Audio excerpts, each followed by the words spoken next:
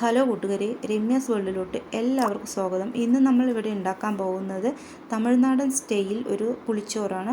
പുളിച്ചോറെല്ലാം നമുക്ക് ട്രെയിൻ യാത്രയെല്ലാം ചെയ്യുമ്പോൾ 3-4 ദിവസത്തോളം കേടുവരാതെ സൂക്ഷിച്ച് ഉപയോഗിക്കാവുന്നതാണ്. അതുകൊണ്ട് ഇത് എല്ലാവരും ഒന്ന് ട്രൈ ചെയ്ത് നോക്കണേ. അതിനായി ഞാനിവിടെ എടുത്തിരിക്കുന്നത് 1/2 ടേബിൾ സ്പൂൺ ഉഴുന്നുപരിപ്പ്, 1/2 ടേബിൾ സ്പൂൺ കടലപ്പരിപ്പ്, സ്വല്പം ഉലുവ, 2 വറ്റൽമുളക് ഇവയെല്ലാം ചേർത്ത് നമുക്കൊന്ന് ചൂടാക്കി എടുക്കാം.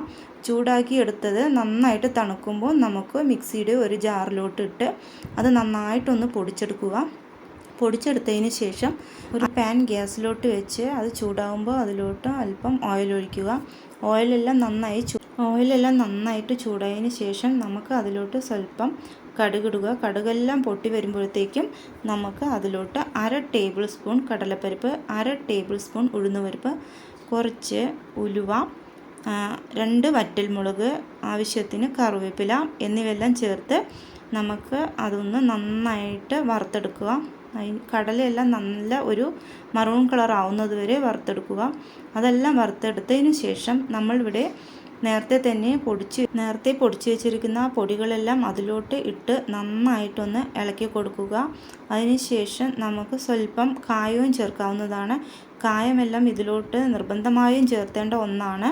കായമെല്ലാം ചേർത്ത് നന്നായി ഇളക്കിയതിന് ശേഷം ഞാനിവിടെ ഒരു നാരങ്ങ വലുപ്പത്തിലുള്ള പുളിയാണ് എടുത്തിരിക്കുന്നത്. അത് അധികം വെള്ളം ചേർക്കാതെ വേണം പിഴിഞ്ഞെടുക്കാൻ. നല്ല കട്ടയിൽ വേണം പിഴിഞ്ഞ് ഒഴിക്കാൻ. വെള്ളം ചേർത്ത് വെച്ച റൈസിലും വെള്ളത്തിൻ്റെ അംശം കൂടുതലാകാൻ സാധ്യതയുണ്ട്. അതുകൊണ്ടാണ് അധികം വെള്ളം ചേർക്കാതെ ഇത് പിഴിഞ്ഞെടുക്കണമെന്ന് പറയുന്നത്.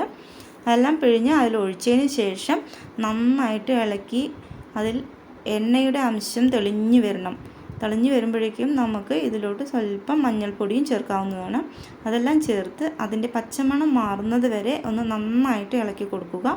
അതെല്ലാം ഇളക്കി നന്നായിട്ട് അതിൻ്റെ മസാല എണ്ണയോടുകൂടി തെളിഞ്ഞു വന്നിട്ടുണ്ട്. അപ്പോഴത്തേക്കും ഞാനിവിടെ ഒരു ബൗളിൽ റൈസ് എടുത്തിട്ടുണ്ട്. ഞാനിവിടെ പൊന്നി അരിയാണ് ഉപയോഗിച്ചിരിക്കുന്നത്.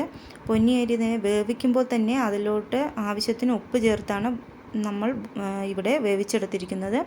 അതുകൊണ്ട് നമുക്ക് ഇതിൽ ഉപ്പ് ആവശ്യമെന്ന് തോന്നിയാൽ മാത്രം ഇട്ടാൽ മതി. അതെല്ലാം ചേർത്തതിന് ശേഷം നന്നായിട്ടൊന്ന് ഇളക്കി നമുക്ക് പുളിച്ചോറ് റെഡിയാക്കാവുന്നതാണ്.